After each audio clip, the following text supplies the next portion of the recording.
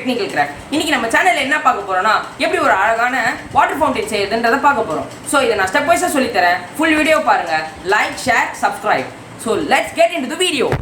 இந்த அழகான ஃபவுண்டைன் செய்யறதுக்கு தேவையான மெட்டீரியல் வீட்டுக்கிட்ட இருக்க கல்,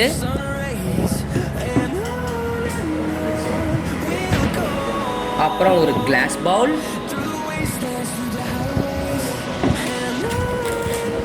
அப்புறமா ஒரு எம்சில்,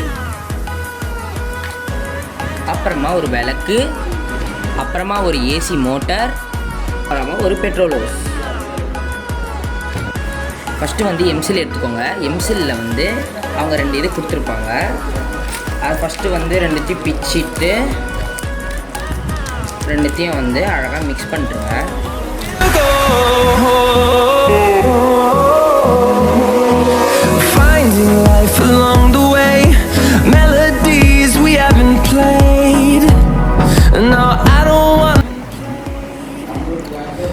அப்புறமா இது பார்க்க இப்படி தான் இருக்கும். இந்த ஸ்டேஜில் இருக்கும் போது எம்சில்ல இங்கே வச்சுட்டு நம்ம வந்து விளக்கு எடுத்துக்கலாம். இப்போ விளக்கில் வந்து நம்ம எம்சில்ல அழகாக அதுக்குள்ளே வந்து விளக்கு அச்சு மாதிரி நம்ம யூஸ் பண்ணிக்கிட்டு எம்சில்ல வந்து விளக்கு பூரா நம்ம வந்து இந்த மாதிரி பரப்பி விடணும்.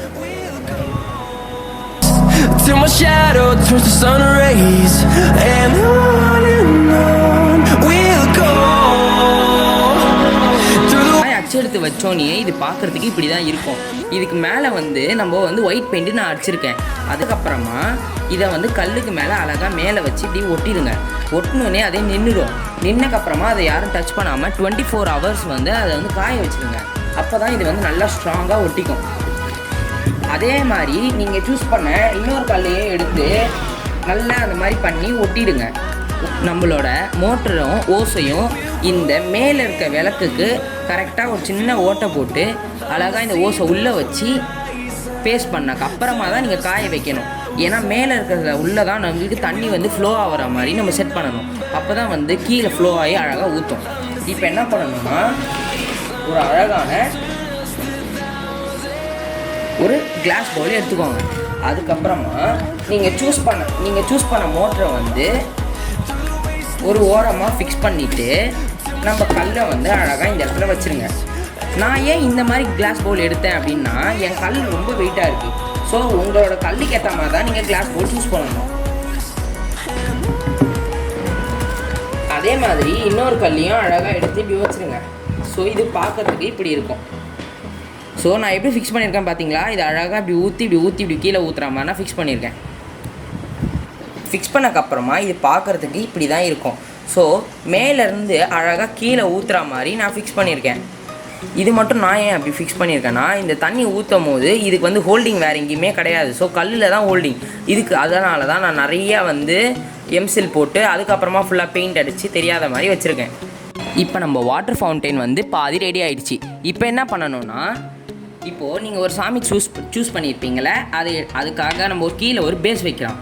இந்த மாதிரி பேஸ் வந்து ஊதுபத்தி. இது வந்து ஆக்சுவலி ஊதுபத்தியோட ஹோல்டர். இதை நான் வந்து சாமியோட இதுக்கு பேஸாக வச்சுட்டு சாமி சிலையை தூக்கி இங்கே வச்சிடுறேன். இங்கே வச்சக்கப்புறமா வந்து கூழாங்கல் இருக்கு. நான் வந்து கூழாங்கல்ல இந்த மாதிரி அழகாக ருப்பிட போகிறேன். அப்போ வந்து இது இன்னும் பார்க்க ரொம்ப அழகாக இருக்கும்.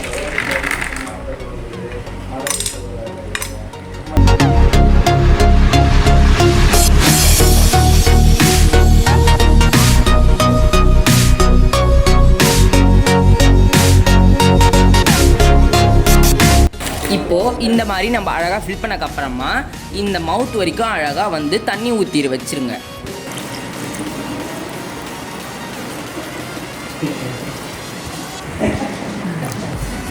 அப்புறமா இது பார்க்குறதுக்கு இப்படி தான் இருக்கும். ஸோ அவ்வளோதான். இதுக்கு மேலே வந்து உங்களோட க்ரியேட்டிவ்னஸை வச்சு நீங்கள் வந்து நிறைய இடத்துல லைட் ஃபிக்ஸ் பண்ணி இதை இன்னும் பார்க்க பிரம்மாண்டமாக்கிக்கலாம். இப்போ நம்ம வந்து மோட்டரை வந்து ஆன் பண்ணி பார்க்கலாம்.